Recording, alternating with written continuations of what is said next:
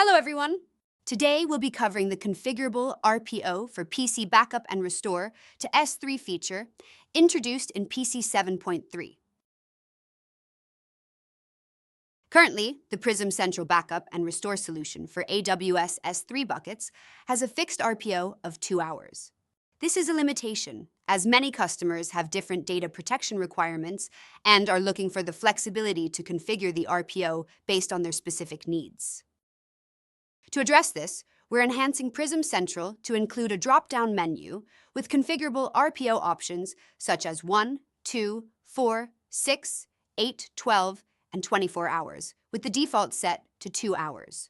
After the initial backup configuration, customers will be able to easily edit the RPO for an S3 backup target directly through the UI, giving them greater control and alignment with their data protection policies. To configure backups from the Prism Central interface, navigate to Prism Central Settings and select Prism Central Backups. Next, choose the point-in-time backup option and select your S3 endpoint. You'll then enter the necessary details depending on the endpoint type chosen, for example, the bucket name and access credentials. Then, you can select the desired restore point objective, RPO, in hours, giving you control over how frequently backups are created.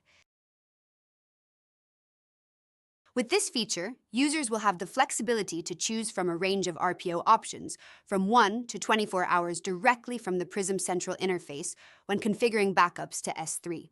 This gives them the ability to align backup frequency with their specific data protection requirements, rather than being limited to a fixed interval. Thanks for watching this NCI Release 7.3 new stuff for Prism Central Backup and Restore.